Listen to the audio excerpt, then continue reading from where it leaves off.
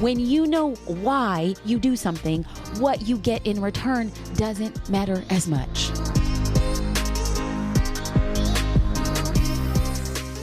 If you don't know where you're headed, you'll never know when you arrive. That's what my mom always told me. She also said a lot of other quirky things like, clean your room, it'll make Jesus happy. But as an adult, I've chosen to focus only on the statements that make sense to me all these years later. And hey, Mom, if you're listening, my bed is still unmade this morning. So there you go. There's probably sweet baby Jesus who's crying off in the background, but it's okay because at least I know where I'm going so that I could celebrate when I arrive.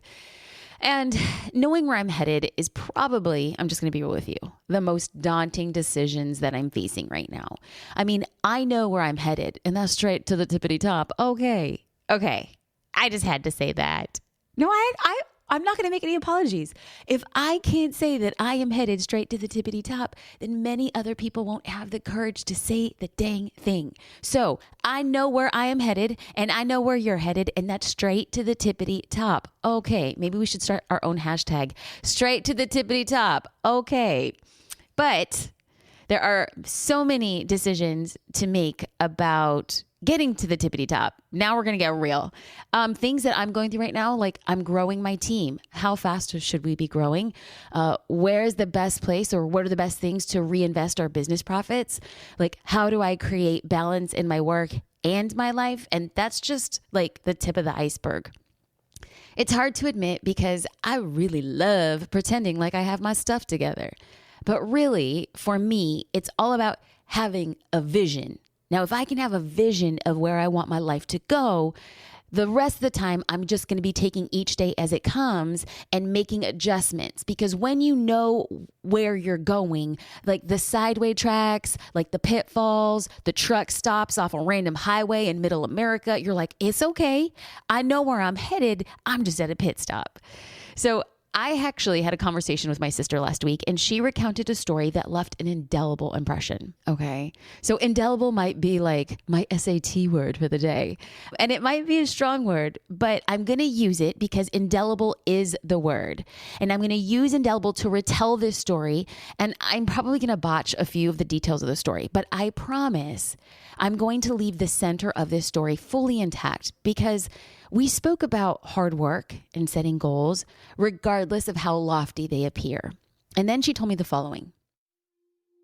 Teams from around the world gathered to compete in a survival competition in the toughest situations. They had to travel over 300 miles in the snow and the blistering cold to the finish line. So the most determined a pace could be would be about 20 miles per day, and that would be the best route. One team darted from the starting line and completed 35 miles that first day, but only finished 10 miles the following day due to exhaustion. Each day they fell further behind, losing sight of their goal. And no, the goal wasn't the finish line necessarily. Sure, that was the end goal, but the daily feat, that daily goal, was to simply work through 20 miles. That's it. The team that stuck to that and accomplished this goal, despite how small this goal seemed, they won the race. And that's when it hit me. Those who quietly sit behind a computer and study or practice or do the work that is required, like those people who do what they've been called to do for the love of learning, and then they freely give to others in the name of moving the industry forward, like those people, they are putting in their 20 miles every day. And we don't have to finish the race first to know we ran a good race, right? Our goal is to complete the 20 miles in the blistering cold until we get to 300. Now, as a kid, if I said I was going to do something, there was like no changing my mind. Once I begged my parents to take me to Disneyland, but when they said we couldn't afford it, I took to saving my own money. I ironed dollar bills I received from like birthdays and babysitting jobs, and then I stuffed them into an empty Band-Aid box. Okay, as a side note, let me just state the fact I was a really weird kid. Not only did I iron dollar bills, I folded them neatly and placed them in, wait for it, a Band-Aid box. Who does that? I don't know. But here's the thing. Soon enough, that box was brimming with cash. And when my aunt heard of my dedication to earning my way to Disneyland, she bought my entire family tickets for Christmas. I love you, Auntie Carmela. Okay, so what did I do with the cash that I had saved in my Band-Aid box? Well, I used all of that cash to buy churros, an autograph book, and a set of Mickey ears, amongst a few other things. So if we take a step back, I can honestly say that this pattern has come to define me. Make a goal, set a laser focus, and work like a madwoman to go after it like all get out. Like another example was last month. My yoga studio challenged students to do the 30-40 yoga challenge, 30 classes in less than 40 days. At first, I was like, you crazy, you and your namaste, mala beads, that's 6 classes per week. But then I decided to take the challenge. So then I set my laser focus, and 39 days later, I met my goal, and I'm really darn proud. Okay. So what does churros and yoga have to do with goal setting? They're both good for the soul. Okay. Because who does not love sugar cinnamon churros from Disneyland? If you have not had that, you are not living life. Let me just say. And then you practice like days and days of yoga to burn it off. But okay, let's not go there. What do they have to do with goal setting? Well, besides like making me love life, they've also taught me a few things about life. We're going to break those down. 3 things that goal setting has taught me about what I need to do in my life and the impacts that it has. Number 1, change what you do daily. Whether it was selling lemonade on the corner or attending a yoga class, doing something with regularity forced me to change. So if you want to be a better writer, you must write every day. If you want to be a professional photographer, you must shoot every day. If you want to run a marathon, you must train every day. When it comes to defining a goal, do something every day that will push you closer to it. And then number 2, name it and claim it. Yes, like we sitting in church. If you have a goal, what I want you to do is verbalize it, no matter how stupid you feel. This simple act of sharing your goals helps others keep you accountable, as well as it opens your heart to vulnerability and trust. Now, I know vulnerability is like the key word for 2019, and it'll likely be the key word for 2020. But what I really mean is when you open yourself up to admit to somebody and say, hey, I'm not sure if I can do this, those people are the people that push you on through.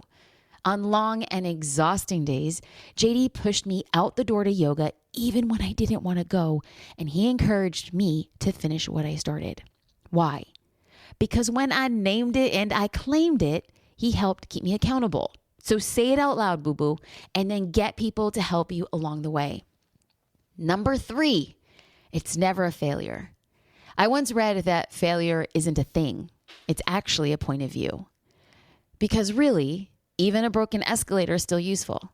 Like, right? Okay, so maybe the stairs aren't working in a mobile fashion, but you could still use those stairs to climb, right? Get it straight to the tippity top. Hey, do you guys like how I looped that around? There you go. You're welcome.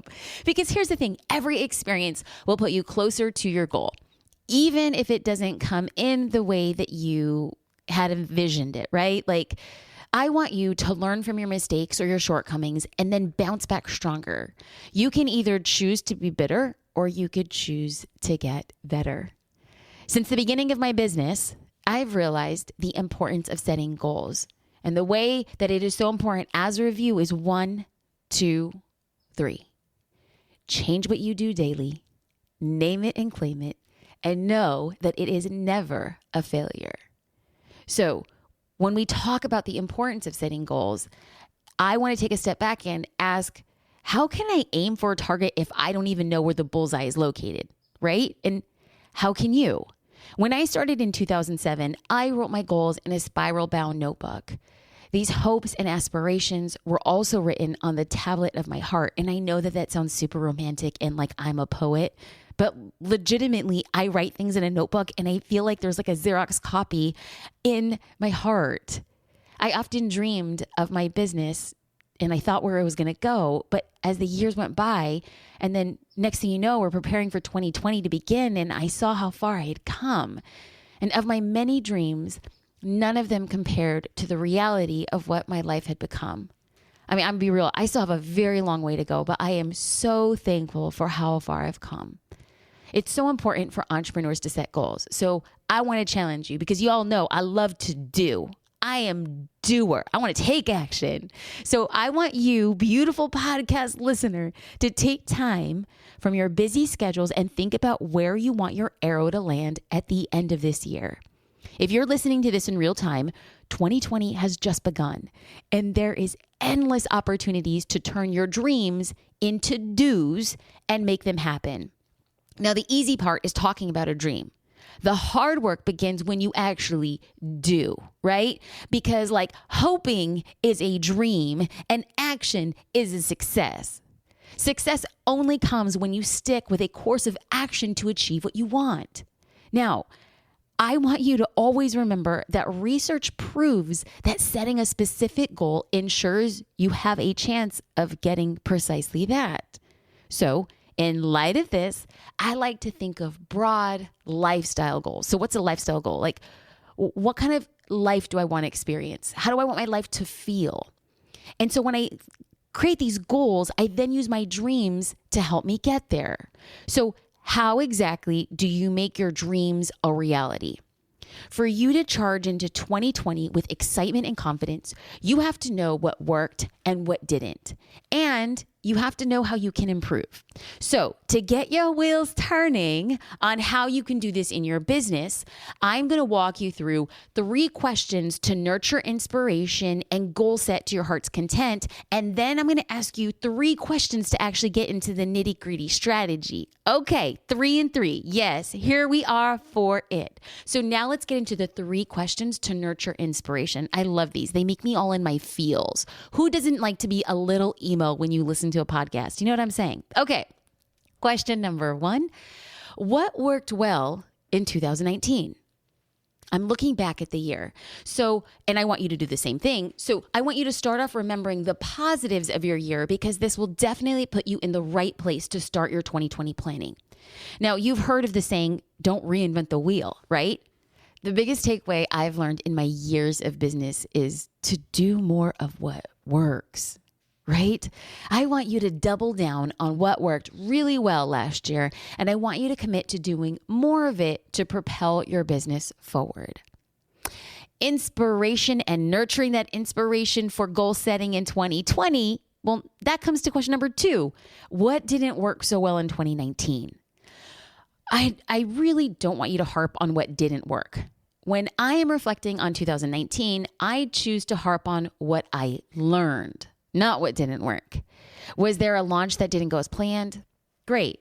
Now you can do better for this year's launch. Did you make a big mistake with a major client? That's okay. Now you know it'll never happen again.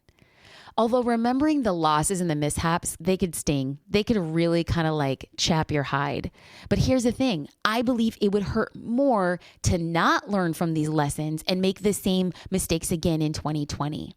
This brings us to our final and third question when it comes to nurturing inspiration for goal setting in 2020. This is a good one. What do you want to do more of? And this is the fun part. When you get to dream out loud and cast your vision for the new year, it's like you can breathe a big sigh of relief because you have a clean slate. You can imagine where you want to go. And I want you to commit yourself that you will only do things that are really inspiring to you.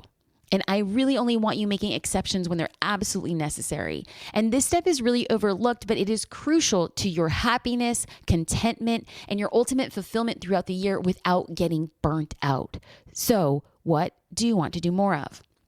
One of my goals this year was to spend more time with my family. work and travel can really be the enemy of quality time. I'm sure you can feel that, right? So I want to spend more time with my family, but saying I want to spend time with my family isn't the same as actually doing the work to spend time with my family. So I listed a series of do's to ensure I can make that come to life. So I take a sibling out for a date once a month. I plan a family dinner once a month. I meet my parents for lunch once a month. These are all actions that I'm taking to plan so that I can reach my goal. I am promising to make 3 changes in my schedule to accommodate my goal, and I believe I can make it happen because I want it. Last year, I sat with a group of entrepreneurs and we strategized for the year. We dreamt about our biggest goals, and then we got our goals and then we divided them into quarters, like a quarter in a year. So these big goals every 3 months. And then I started to work backwards to figure out how I could actually achieve them.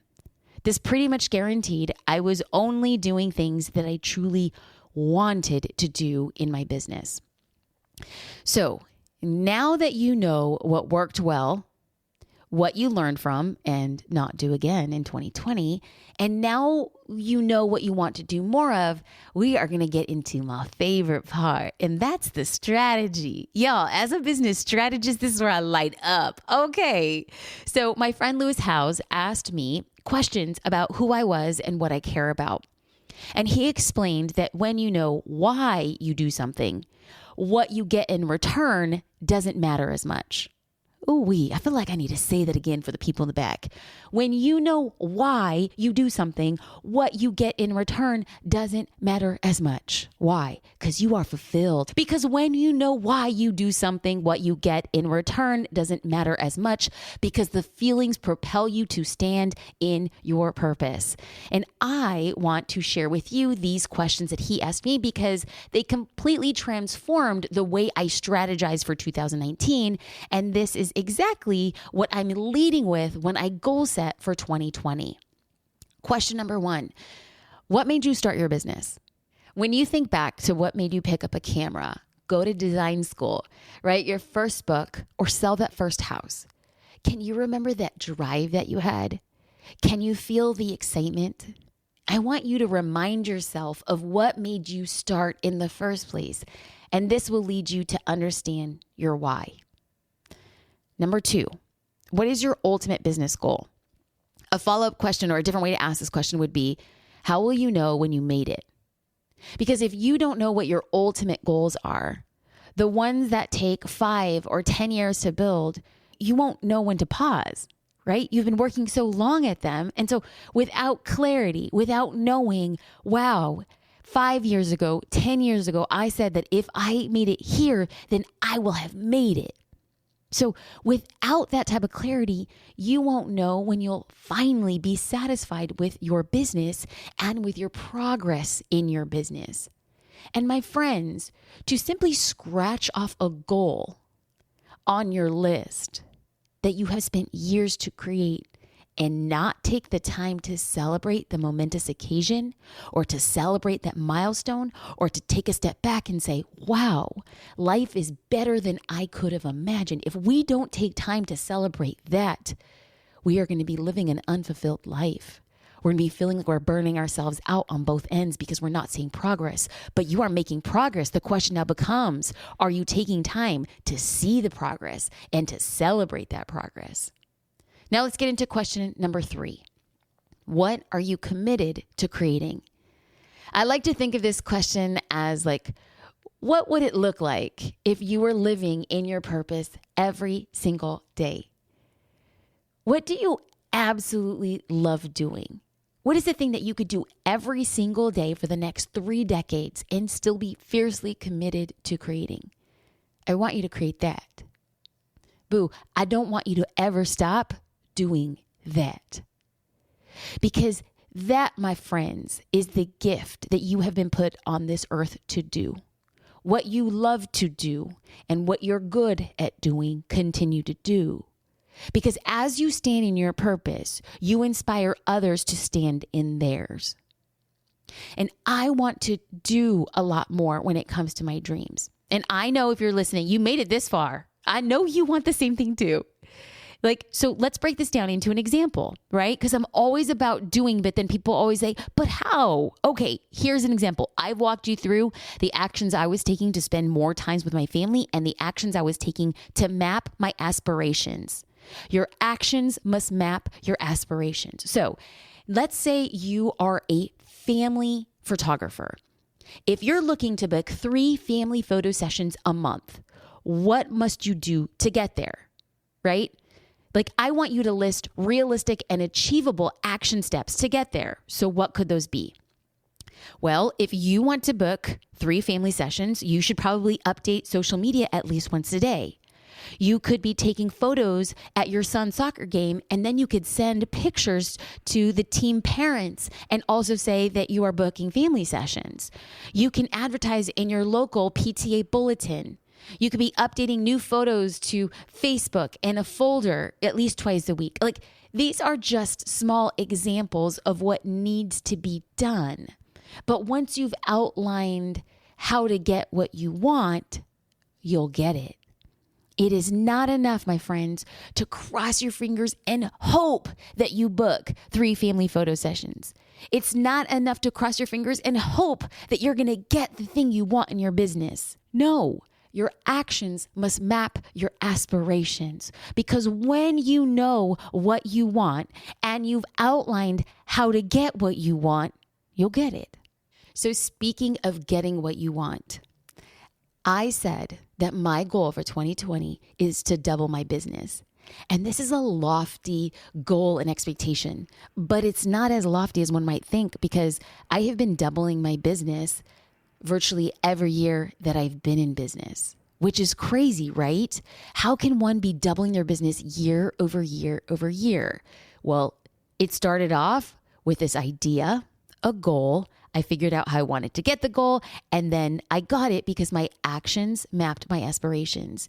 And I don't know about you, but if you would like the goal of doubling your business in 2020, I would love to invite you to my upcoming 60-minute masterclass, How to Double Your Business Without Losing Your Time or Strategy. Yes, I want that. Do we not all want that? Because when it comes to setting goals, we want to be able to achieve goals that don't allow us to lose ourselves in the process. I'm going to double my business without losing my time or my sanity. And how am I going to do this? Well, in this class, I'm going to be spilling the tea and sharing all my secrets to how to get clear on who exactly your ideal customers are and what makes them tick. So then when you know who they are, you can then get real authentic engagement on your social media posts, because you're creating stuff that they really want to talk back to, vote on polls, like, share with friends, save those posts. Also in this class, I'm going to show you how to create an easy system of content ideas so you never run out of things to post